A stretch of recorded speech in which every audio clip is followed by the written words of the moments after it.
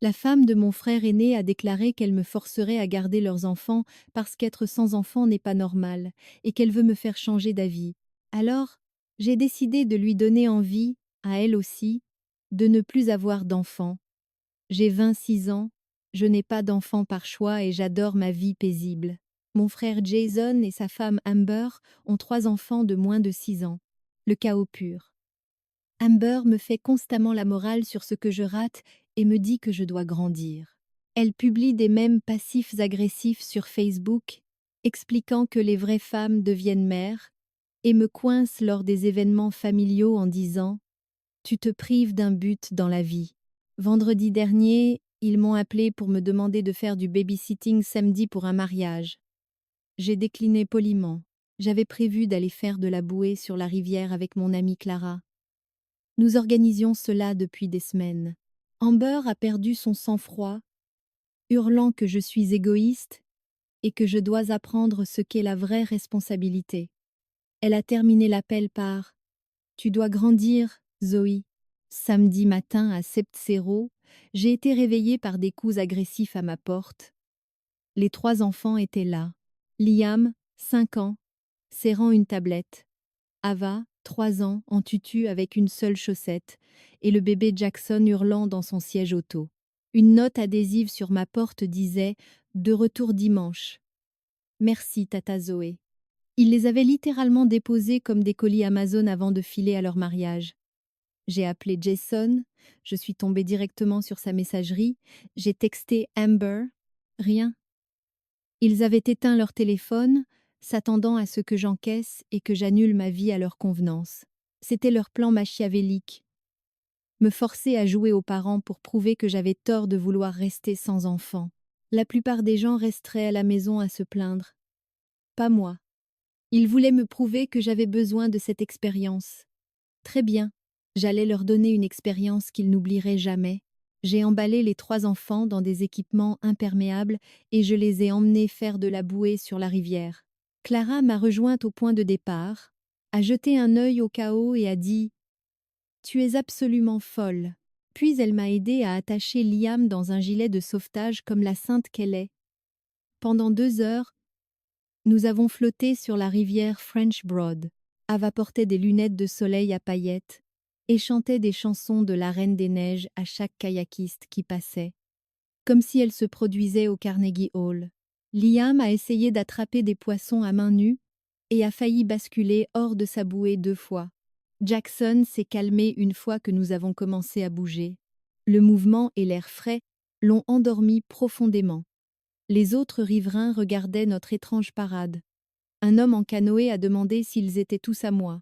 Non, ai-je répondu joyeusement. Juste la baby-sitter la plus réticente au monde prenant sa revanche sur des parents manipulateurs. Après la rivière, nous sommes allés dans un parc de food truck, acceptant les chiens près de chez Clara. Elle avait amené sa chienne Peach, qui est immédiatement devenue le 4e enfant. Les enfants sont devenus complètement fous autour des tables de pique-nique et des chiens qui couraient partout. Nous leur avons pris des quesadillas au fromage doux et des churros qui ont fini par décorer principalement le visage et les cheveux d'Ava. Jackson s'est écroulé dans sa poussette, serrant un demi-tureau comme un trophée. J'ai tout documenté sur Instagram. Des photos des enfants riant dans les bouées, couverts de tureaux, jouant avec les chiens, l'air absolument ravi. J'ai mis en légende « Babysitting aventure improvisée ». Parfois, les meilleures leçons viennent des moments inattendus. Merci pour l'entraînement. À l'heure de rentrer, les 3 étaient épuisés, mais sincèrement heureux. Ils se sont endormis en quelques minutes. Ava sur mon canapé avec des paillettes brillant encore sur son front. Liam ronflant avec une chaussure mystérieusement disparue. Jackson dormant comme un ange. Dimanche soir, Jason et Amber sont revenus, s'attendant clairement à me trouver dépassée, la maison détruite, et enfin convertie à leur vision de la maternité. Au lieu de cela, ils m'ont trouvée complètement calme, sirotant du vin, les enfants propres et nourris, et mes réseaux sociaux remplis de photos d'aventure. Le visage d'Amber est devenu livide en faisant défiler mes stories Instagram. « Tu les as emmenés où » Faire de la bouée sur la rivière? Oui, et ils étaient parfaitement en sécurité, ai-je dit. L'expression choquée d'Amber s'est transformée en quelque chose d'autre, quelque chose qui ressemblait presque à de la satisfaction. Elle a échangé un regard avec Jason, et c'est là que j'ai remarqué la petite caméra montée sur mon étagère, une caméra que je n'avais certainement pas installée. Vous les avez amenés ce matin et vous avez installé une caméra. Jason a presque souri. Nous avions besoin de preuves. Tu n'étais pas assez responsable, mais tu les as emmenés dans un endroit dangereux sans permission, et tu l'as publié en ligne. Amber a sorti un dossier de son sac à main, et j'ai réalisé avec une horreur croissante que tout cela avait été planifié, mais que ce n'était pas moi qui avais le contrôle. Mon estomac s'est noué quand Amber a ouvert ce dossier dans mon salon. À l'intérieur se trouvaient des captures d'écran imprimées de chaque story Instagram que j'avais publiée. Les enfants riant dans leurs gilets de sauvetage, Ava couverte de sucre de churro, Liam s'éclaboussant dans la rivière. Chaque photo avait un horodatage imprimé en rouge. Mais ce n'était même pas le pire.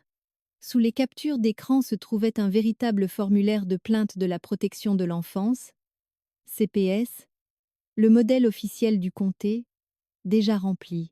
Mon nom y figurait comme la gardienne ayant emmené des mineurs faire des activités nautiques dangereuses sans le consentement des parents. C'est quoi ce bordel? Ai-je dit, et je sentais ma voix trembler. Jason a croisé les bras et s'est appuyé contre mon mur. Nous planifions cela depuis des semaines, Zoé.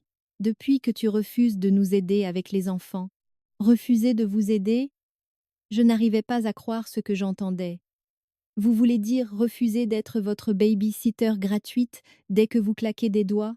Le visage d'Amber était un mélange bizarre de suffisance et de défensive. Nous avions besoin d'un moyen de pression. Tu es tellement têtu avec cette histoire de ne pas vouloir d'enfants, et honnêtement nous pensions que si nous pouvions juste te forcer à passer du temps réel avec eux, tu verrais ce que tu rates. Mais tu es allé trop loin. J'ai été trop loin. Ma voix a monté de 3 octaves. Vous avez littéralement largué vos enfants sur le pas de ma porte sans demander et placé une caméra cachée dans mon appartement. Une caméra que nous avons tout à fait le droit d'utiliser, a dit Jason, et son ton me faisait bouillir le sang. Nous avions besoin de documentation au cas où tu ferais quelque chose d'irresponsable, ce que tu as fait. J'ai regardé à nouveau le formulaire de plainte. C'était détaillé, d'une manière inquiétante. Ils avaient noté les heures exactes, les lieux, même le nom de la rivière. Alors, c'est quoi le plan? Vous allez me dénoncer à la protection de l'enfance pour avoir emmené vos enfants faire une activité encadrée et sûre? Amber a souri. Un vrai sourire. Pas si tu acceptes de nous aider plus souvent. Nous avons juste besoin que tu t'engages à faire du babysitting être 2 fois par mois. C'est tout. Ensuite, ce dossier disparaît et nous pouvons tous passer à autre chose en famille. Vous me faites du chantage. Nous te demandons de prendre tes responsabilités, a corrigé Jason, comme s'il y avait une différence. Je ne pouvais même pas parler pendant une seconde. Je restais là à fixer ces 2 personnes, mon propre frère et sa femme, qui avaient orchestré tout ce piège juste pour me forcer au travail gratuit.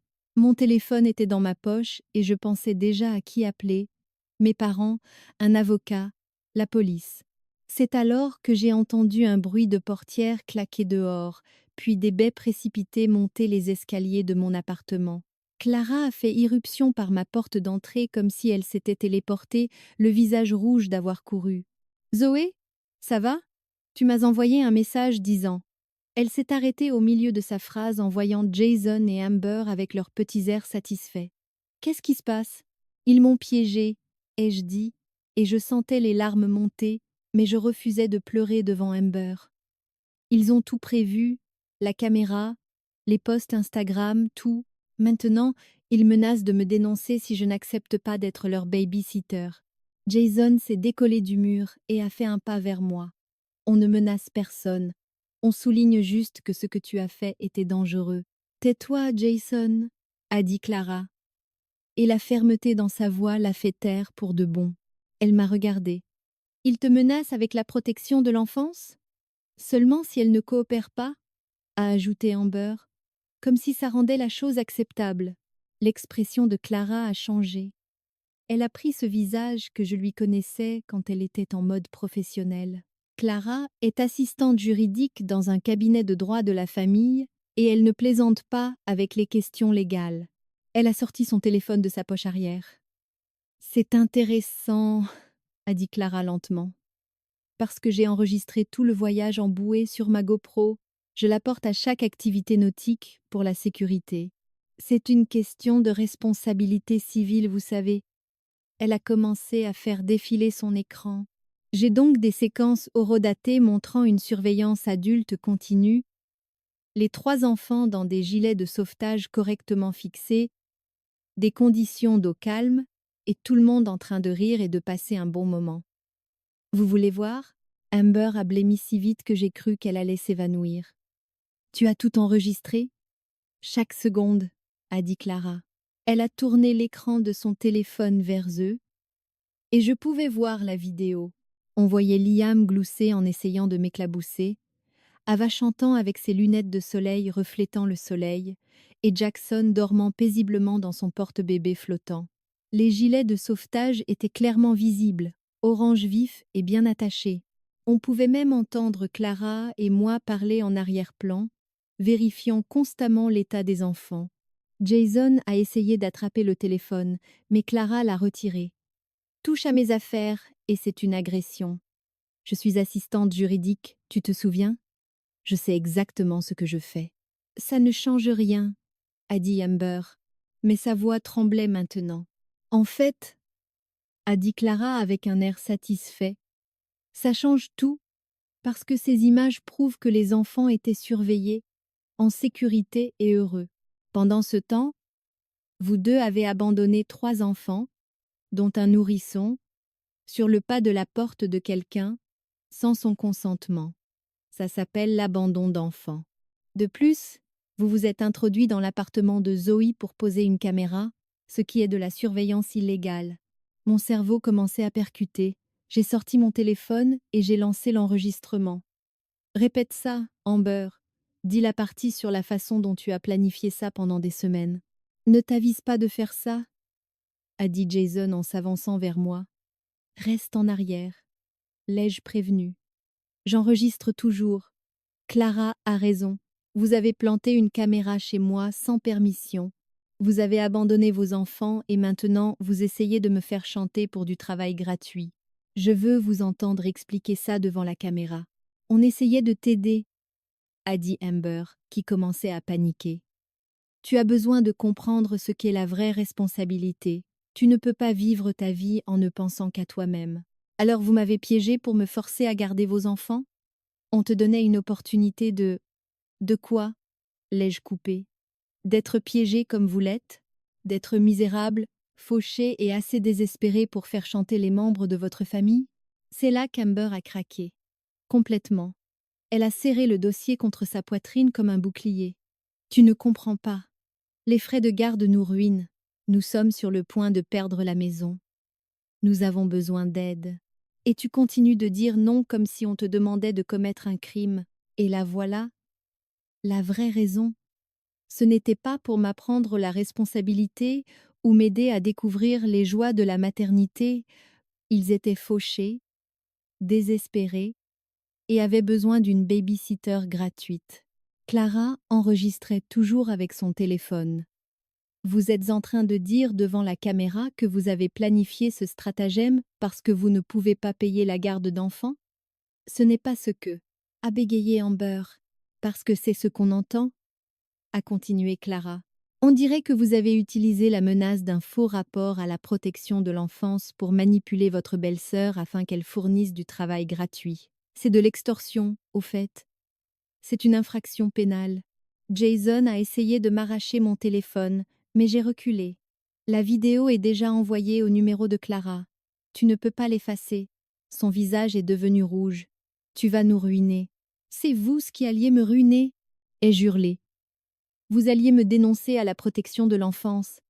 Savez-vous ce que cela pourrait faire à ma vie, à ma carrière, tout ça parce que vous vouliez une baby-sitter gratuite? Amber a commencé à pleurer, de gros sanglots avec le mascara qui coulait. On est désespéré, d'accord? On se noie. Et toi, tu restes là dans ta petite vie parfaite sans enfant, à agir comme si tu valais mieux que nous. Je n'ai jamais dit que je valais mieux que vous. Tu n'avais pas besoin de le dire, a sangloté Amber. C'est dans chaque post Facebook. Chaque fois que tu parles de tes projets, chaque fois que tu refuses de garder les enfants, tu penses qu'on est des idiots d'avoir eu des enfants.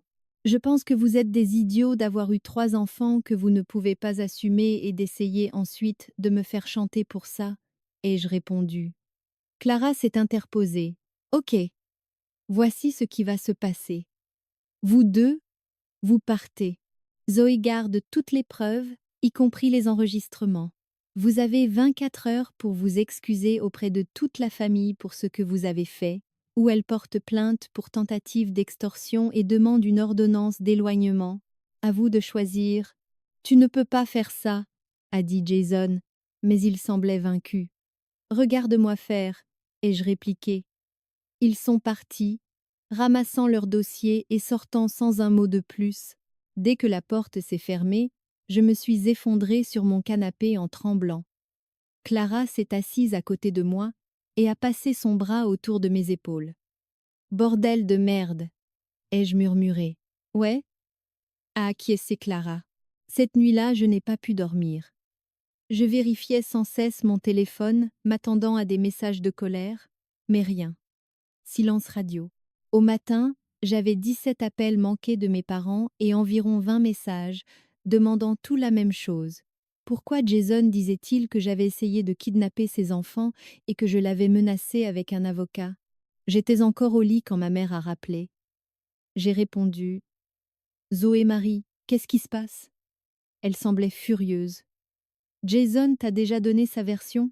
Il dit que tu as emmené les enfants dans un endroit dangereux et que quand il t'a confronté, tu as demandé à ton amie avocate de le menacer. Il est en train de déposer une plainte à la police. Mon cœur a sombré. Il ment, maman. Eh bien, l'un de vous deux ment et je dois savoir qui. Tu peux venir? J'ai des preuves. 30 minutes plus tard, ma mère était à ma porte et elle était furieuse. Elle est entrée sans dire bonjour, les bras croisés. Montre-moi, a-t-elle exigé. Je lui ai passé l'enregistrement. En entier. Jason et Amber admettant qu'ils avaient planifié cela depuis des semaines. Amber parlant du formulaire CPS. Jason disant qu'ils avaient besoin d'un moyen de pression. Et puis l'effondrement d'Amber sur le fait d'être fauchée. Le visage de ma mère a changé au fur et à mesure qu'elle écoutait. D'abord la colère, puis la confusion, pour finir par le choc. Quand ça s'est terminé, elle est restée immobile. Ils allaient déposer un faux rapport contre toi? C'était ça le plan? Ouais. Et ils ont planté une caméra dans mon appartement. Apparemment. Ma mère s'est assise lourdement sur mon canapé. Je dois appeler ton père. 20 minutes plus tard, mon père est arrivé. Jason l'appelait aussi depuis le matin, lui servant la même histoire sur mon irresponsabilité. Mais, contrairement à ma mère, mon père était déjà sceptique. La version de Jason ne tient pas debout, a-t-il dit en entrant. Il n'arrête pas de changer les détails. D'abord, il a dit que tu les avais emmenés sur une rivière dangereuse, puis c'était un lac, puis retour à la rivière. Il a dit que tu avais posté des photos par dépit, puis que tu te vantais, puis que tu essayais de les faire passer pour des mauvais parents. Il n'arrive pas à rester cohérent. Je lui ai tout montré. Les images GoPro de Clara montrant les enfants heureux et en sécurité, les captures d'écran des posts passifs-agressifs d'Amber sur les femmes sans enfants de l'année passée et l'enregistrement de leurs aveux. Mon père a tout regardé sans dire un mot. Quand ce fut fini, il a regardé ma mère. Nous avons besoin d'une réunion de famille ce soir. Tout le monde doit être là. Jason ne viendra pas, a dit maman. Il viendra si je le menace de le déshériter, a répondu papa, et je ne l'avais jamais entendu être aussi froid. La réunion de famille a été fixée à 19h chez mes parents. J'y suis allée tôt avec Clara. Mes parents étaient dans la cuisine en train de cuisiner sous l'effet du stress. Papa préparait son célèbre chili, même s'il faisait 30 degrés dehors. Jason et Amber sont arrivés avec 20 minutes de retard, accompagnés d'un homme en costume bon marché. Voici Brad, a annoncé Jason. Notre avocat. Il est là pour s'assurer que tout reste équitable. Brad avait l'air de sortir tout juste de l'école de droit et de regretter déjà son choix de carrière. Il s'est assis à la table et a sorti un bloc-notes. Clara lui a souri. Salut Brad. Je suis Clara, assistante juridique chez Morrison, associate. Nous nous occupons de droit de la famille. Vous voudrez peu être voir les preuves avant de vous engager à représenter ce dossier? Elle a sorti son ordinateur et lui a tout montré. Les séquences GoPro, les enregistrements, les captures d'écran. J'ai vu le visage de Brad passer de confiant à inquiet, puis à « Je dois partir d'ici ». Il a regardé peu, être 3 minutes avant de fermer l'ordinateur et de se lever. « Jason, est-ce que je peux te parler en privé ?» Ils sont allés dans le couloir. On entendait des disputes étouffées. 5 minutes plus tard, Brad est revenu seul, a pris sa mallette et s'est dirigé vers la porte. « Où vas-tu » a crié Amber. « Je ne représente pas une cause perdue. Bonne chance. » Et il était parti. Jason est revenu avec l'air de vouloir s'enfoncer sous terre. Mon père a pointé les chaises vides. « Asseyez-vous. » Ils se sont assis. « J'ai vu les preuves, » a dit papa. « Expliquez-vous maintenant. » Amber a essayé de détourner le sujet. « C'est un malentendu. Zoé a toujours été jalouse de notre famille et elle essaie de mettre tout le monde contre nous en. « Tais-toi, » a dit ma mère. La bouche d'Amber s'est fermée net. Je n'avais jamais entendu ma mère parler ainsi à qui que ce soit. « Vous avez planté une caméra chez votre belle-sœur » a continué maman. « Vous avez abandonné vos enfants sur son pas de porte sans permission. Vous avez créé une fausse plainte pour la faire chanter. Et maintenant vous essayez de jouer les victimes. » Sa voix tremblait de colère. « À quoi diable pensiez-vous? On pensait qu'on avait besoin d'aide » a hurlé Amber. « On ne peut pas payer la garde d'enfants. » Et Zoé continue de refuser, comme si elle était trop bien pour aider, parce qu'elle a sa propre vie, a rétorqué maman. Elle n'est pas votre baby-sitter gratuite. C'est la famille. La famille s'entraide. La famille ne se fait pas de chantage mutuel. Papa a levé la main. Ça suffit. Jason parle. À quoi pensais-tu? Mon frère regardait la table, vaincu. Amber était obsédée par l'idée que si Zoé passait du temps avec les enfants, elle changerait d'avis. Elle pensait que ça aiderait Zoé à voir ce qu'elle rate. Mais quand Zoé a continué à dire non, Amber a eu ce plan pour forcer la main. « Et tu l'as suivi ?» a dit papa. Je ne pensais pas que ça irait si loin. Je pensais que Zoé les garderait pour la journée et que ce serait tout. Je ne savais pas pour le formulaire CPS jusqu'à ce qu'Amber lui montre. C'est un mensonge, ai-je dit. Tu m'as dit que vous aviez tous les deux prévu ça depuis des semaines. Jason a tressailli. Ok, oui, j'étais au courant, mais je ne pensais pas qu'on aurait réellement besoin de s'en servir. Je pensais que la menace suffirait. Papa a secoué la tête lentement. Vous n'avez pas idée à quel point je suis déçue. On est désespérés, a dit Jason doucement. Les frais de garde nous tuent. On a du retard sur l'hypothèque. On avait besoin d'aide. Combien de retard? A demandé papa. Jason et Amber ont échangé un regard. 3 mois. Ma mère a eu un haut-le-cœur. 3 mois? Pourquoi vous ne nous l'avez pas dit? Parce que vous nous aidez déjà tellement et qu'on ne voulait pas demander plus. Papa s'est levé et est allé dans son bureau. Il est revenu avec un dossier à lui. Je vous donne 1 500 $ par mois depuis 2 ans. Vous m'avez dit que c'était pour le fonds d'éducation des enfants. C'est à ça que vous l'utilisez? Le silence était assourdissant. Jason, a dit papa lentement, où est cet argent? On en avait besoin pour d'autres choses, a marmonné Amber. Quelle chose? Les cartes de crédit, le paiement du temps partagé, timeshare, l'assurance du bateau. Le quoi? La voix de papa aurait pu couper du verre. On a acheté un temps partagé en Floride l'année dernière, a admis Jason. Et un bateau. On pensait que si on avait de belles choses, on se sentirait moins stressé par l'argent. Mais ça a tout empiré. Je n'arrivais pas à croire ce que j'entendais. Ils étaient en retard sur leur hypothèque, prétendaient être pauvres, essayaient de me faire chanter pour du babysitting gratuit, tout ça en payant pour un bateau et un temps partagé. Laissez-moi récapituler, a dit Clara, et je voyais qu'elle se retenait de rire. Vous avez 30 000 $ de dettes de carte de crédit. Comment tu sais ça? A interrompu Amber. Tu l'as dit pendant ta crise de nerfs chez Zoé. C'est sur l'enregistrement. Quoi qu'il en soit, vous avez 30 000 $ de dettes. Vous avez 3 mois de retard sur votre hypothèque. Et vous dépensez de l'argent pour des bateaux et des temps partagés. Le temps partagé était censé être un investissement, a dit Jason faiblement.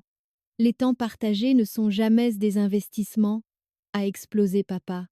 Ce sont des gouffres financiers. Comment avez-vous pu être aussi stupide? On voulait juste avoir de belles choses, a dit Amber en pleurant à nouveau. Tout le monde sur Instagram a de belles vacances, des bateaux et des vies parfaites. On voulait ça aussi. Donc vous vous êtes endetté pour Instagram? A demandé maman, incrédule. Vous ne comprenez pas ce que c'est? A sangloté Amber. Tout le monde vous juge si vous n'avez pas les photos de famille parfaites et le style de vie parfait. J'avais besoin que les gens voient qu'on réussissait. Qui se soucie de ce que pensent les gens? Ai-je demandé. Tu ne comprendrais pas. Tu n'as pas d'enfant. Tu ne connais pas la pression. Je sais que tu as utilisé cette pression comme excuse pour commettre des crimes, a dit sèchement Clara. Papa s'est rassis. Voici ce qui va se passer. Je coupe les paiements mensuels immédiatement. Jason, tu vas rembourser chaque centime de cet argent du fonds d'éducation, ou je porte plainte pour fraude puisque je l'ai donné pour un but spécifique et que vous l'avez dépensé en jouets. Papa, s'il te plaît. Je n'ai pas fini. Vous allez vendre le bateau et sortir de ce temps partagé par tous les moyens. Vous allez vous excuser auprès de Zoé, auprès de cette famille, et vous allez suivre une thérapie parce que vous avez clairement des problèmes à régler. On ne peut pas payer la thérapie, a pleuré Amber. Alors vous auriez dû y réfléchir avant d'acheter un bateau, a rétorqué maman. La réunion a duré encore 1 heure. Beaucoup de larmes d'Amber, beaucoup de honte silencieuse de Jason, beaucoup de colère de la part de mes parents. À la fin, Jason a accepté de rembourser papa 50 $ par mois. Il mettait le bateau en vente, mais Amber ne pouvait pas lâcher l'affaire. En partant, elle s'est tournée vers moi avec un regard de haine pure. Tu es contente maintenant, n'est-ce pas? Tu as détruit notre famille. Tu as détruit ta propre famille quand tu as essayé de me faire chanter. Ai-je répondu. Elle est sortie en trombe, suivie par Jason comme un chiot triste. Dès qu'ils furent partis, je me suis effondrée sur le canapé de mes parents. J'ai besoin d'un verre, a dit maman. J'en ai besoin de 3, a ajouté papa. Pendant les 2 jours suivants, silence. Puis, mardi après-midi, mon téléphone a sonné. Numéro inconnu. Tata Zoé. C'était la voix de Liam. Et il pleurait. Mon cœur s'est arrêté. Liam, qu'est-ce qui ne va pas? Où es-tu? On a peur. Maman et papa se disputent vraiment fort. Ils jettent des trucs, écrits. Et Ava pleure. Je ne sais pas quoi faire. J'entendais la dispute en arrière-plan. Amber hurlant sur l'argent. Jason criant en retour, un bruit de casse. Où es-tu exactement? Ai-je demandé calmement. Dans mon placard avec Ava et Jackson, on se cache. Ok, mon grand. Tu as bien fait de m'appeler. Reste là. J'arrive vous chercher. Ne sors pas du placard. J'ai raccroché et j'ai appelé mes parents. Je suis arrivée chez Jason et Amber en 15 minutes, en brûlant probablement plusieurs feux rouges. La porte d'entrée n'était pas verrouillée. J'entendais les cris depuis l'allée. À l'intérieur, c'était le chaos. Une lampe était brisée au sol.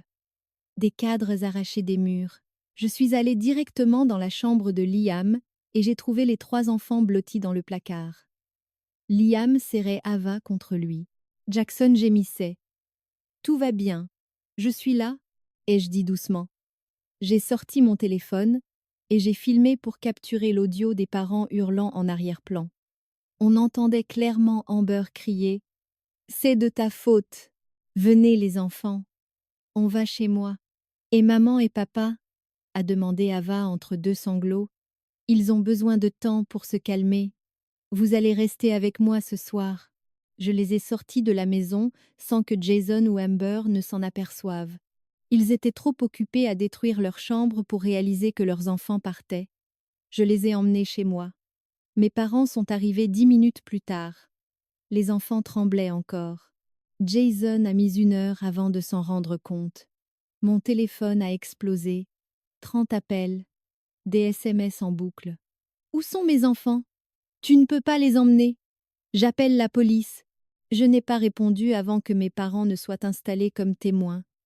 Puis j'ai mis le haut-parleur. Où sont mes enfants? A hurlé Jason. Ils sont en sécurité, ce qui est plus qu'on ne peut dire pour ta maison. Tu les as kidnappés. Ils m'ont appelé terrifiée parce que vous aviez une dispute violente. Je les ai en vidéo cachés dans un placard pendant que vous détruisiez tout. Tu veux que je montre ça aux flics quand tu les appelleras? Jason s'est tu. J'entendais Amber derrière. Donne-moi le téléphone. Elle a pris l'appareil. Tu ne peux pas juste prendre nos enfants. Tes enfants m'ont appelé parce qu'ils avaient peur. J'ai tout documenté. Tu veux les récupérer? Prouve que tu n'es pas un danger pour eux. On n'est pas dangereux. On avait juste un désaccord. Vous jetiez des objets assez forts pour les briser. Les enfants se cachaient dans un placard. Ce n'est pas un désaccord, c'est une crise. Papa a pris le téléphone. Jason, Amber, écoutez-moi. Vos enfants restent avec Zoe ce soir. Demain matin, vous allez à une séance de thérapie de couple d'urgence que votre mère a déjà réservée et vous reprenez votre vie en main, où vous aurez affaire à la vraie protection de l'enfance, pas à vos fausses menaces. Compris? Il a raccroché. Cette nuit fut la plus longue de ma vie. Liam se réveillait sans cesse pour demander si ses parents allaient bien. Ava faisait des cauchemars. Jackson ne s'arrêtait de pleurer que si je le portais. Le lendemain matin, maman est arrivée à 6h pour les garder pendant que je me préparais pour le travail. À 9h30, elle m'a texté. Ils sont là. Jason a l'air au bout du rouleau. Amber refuse de m'y regarder. Puis, 3 heures plus tard, séance terminée. Le thérapeute veut les voir 2 fois par semaine minimum. Le soir, j'ai ramené les enfants. Jason et Amber attendaient sur le porche. Ils avaient tous les deux pleuré. Liam a couru dans les bras de Jason. On est désolé, a dit Jason aux enfants. On est tellement désolé de vous avoir fait peur. Ça n'arrivera plus jamais. Vous n'allez plus rien jeter? A demandé Ava. Amber s'est agenouillée. Non, bébé. Plus jamais de cris comme ça. Papa et maman vont parler à quelqu'un pour nous aider à être meilleurs. Liam m'a regardé. On pourra encore faire des aventures avec Tata Zoe? J'ai vu tout le corps d'Amber se tendre. On voyait qu'elle voulait dire non, qu'elle voulait garder le contrôle. Mais elle a pris une inspiration. Bien sûr que oui, a-t-elle dit, et les mots semblaient physiquement douloureux. Tata Zoe est très douée pour les aventures. Après que les enfants soient rentrés, je suis restée sur le porche. Qu'est-ce que le thérapeute a dit? Jason avait l'air épuisé. Qu'on se noie tous les deux et qu'on s'en prend l'un à l'autre. Et à toi. Il pense que j'ai des problèmes d'anxiété sévères, a ajouté Amber. Il dit que j'ai projeté mes regrets sur toi parce que te voir heureuse et sans enfant me rappelait tout ce que j'ai abandonné. C'était la première chose honnête qu'elle me disait. Pendant les 2 semaines suivantes, ce fut calme. Jason et Amber allaient en thérapie. Amber avait une anxiété sévère qu'elle cachait.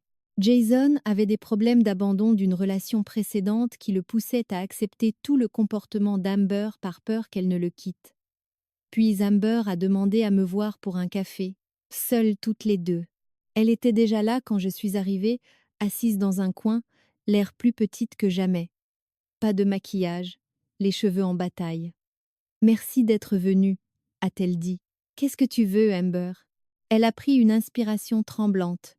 « Je veux m'excuser. Vraiment. Tu avais raison sur tout. J'étais jalouse de toi. Je n'ai rien dit.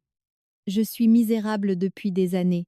J'aime mes enfants, mais je déteste ma vie. Je déteste être toujours fatiguée, fauchée et dépassée. Je déteste ne plus me souvenir de la dernière fois où j'ai fait quelque chose pour moi. Je déteste regarder ton Instagram et te voir faire exactement ce dont je rêvais. Elle a essuyé ses yeux. Et au lieu de gérer ma propre merde, j'ai essayé de te rendre aussi misérable que moi, en te faisant du chantage, en essayant de te piéger.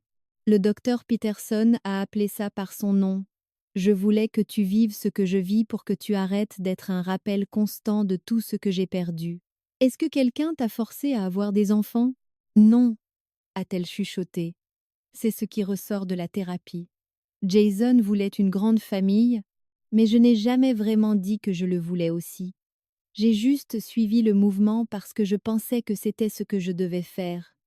J'ai fini par me convaincre que je le voulais. Mais ce n'était pas le cas. Et maintenant, je suis coincée. Tu n'es pas coincée. J'ai 3 enfants de moins de 6 ans, 30 000 $ de dettes et un mari qui panique si je ne suis pas d'accord avec lui. Je suis plutôt coincée. Je ne savais pas quoi répondre. Elle avait raison. Elle a sorti son téléphone et m'a montré sa page Facebook. Elle avait supprimé tous les mèmes passifs agressifs. J'arrête de prétendre que ma vie est parfaite. J'arrête de juger les gens pour leurs choix différents. 2 mois ont passé. Amber a commencé un traitement pour sa dépression et son anxiété postpartum. Jason a commencé à assumer, prenant les enfants 2 soirs par semaine, pour qu'Amber puisse avoir du temps pour elle. Ils ont vendu le bateau, ils ont quitté le temps partagé, ils ont consolidé leurs dettes et ont commencé à travailler sur leur mariage. Et lentement, les choses se sont améliorées.